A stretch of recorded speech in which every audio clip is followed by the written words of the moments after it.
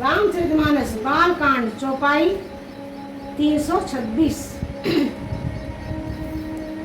पुनि पुनि राम चितौसिए सकुचति मन सकुचैन हद मनोहर मणि छवि प्रेम पियासे ने।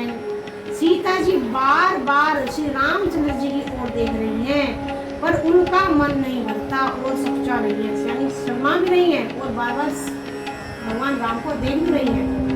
प्रेम के प्यासे उनके नेत्र सुंदर मछलियों की छवि को भर रहे हैं। मास प्रायण 11वां विश्राम। बोल सियावर रामचंद्र की जय। बाबा बजरंग बली की जय।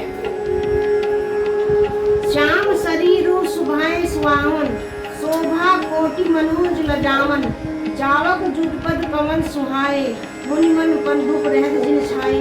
श्री रामचंद्र जी का सांवला शरीर स्वभाव से ही सुंदर है, उसकी शोभा करोड़ों कामदेवों को लजाने वाली है।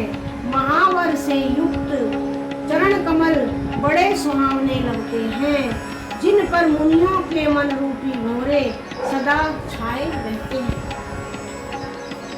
पीत पुनीत मनोहर धोती हरती बाल रवि दामिनी ज्योति कल किलंकिनी कटिसूत्र मनोहर बाहु विशाल विभूषण सुंदर।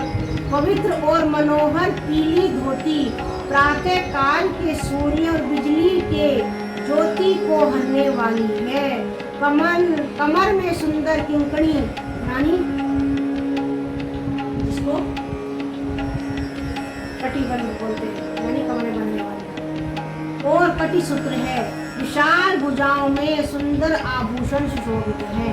पीत जनेऊ माँ छवि देई कर मुद्रिका चोरी चितुलेई सोहत ब्याह साज सब साजे उर आयत और भूषण राजे। पीला जनेऊ महान शोभा दे रहा है, हाथ की अंगूठी चित्त को चुरा लेती है।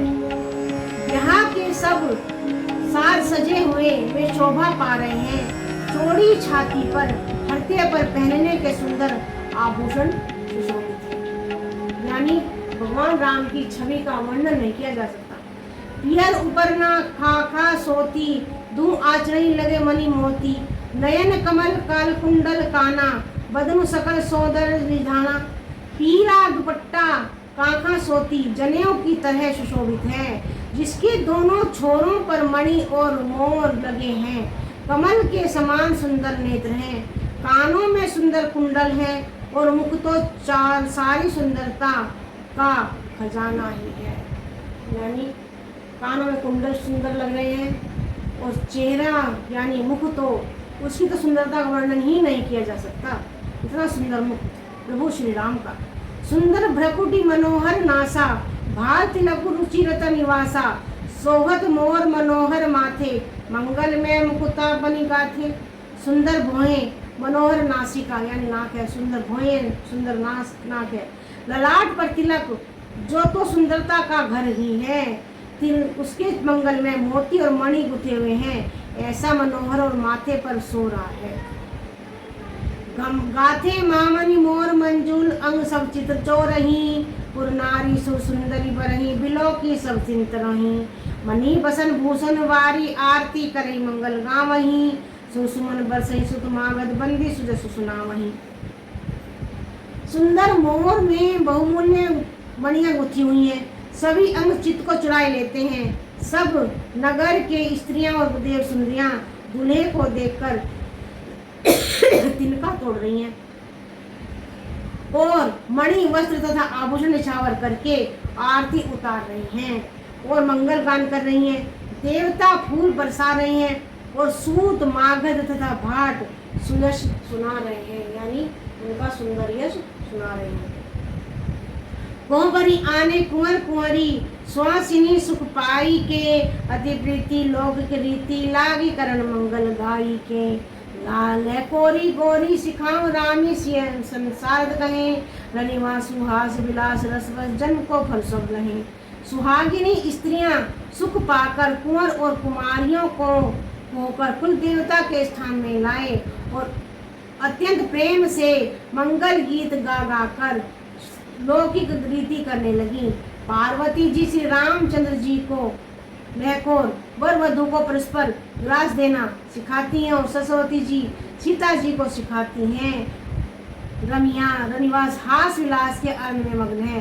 श्री राम जो सीता जी की देख देख कर सभी जन्म का परम फल प्राप्त कर रही हैं।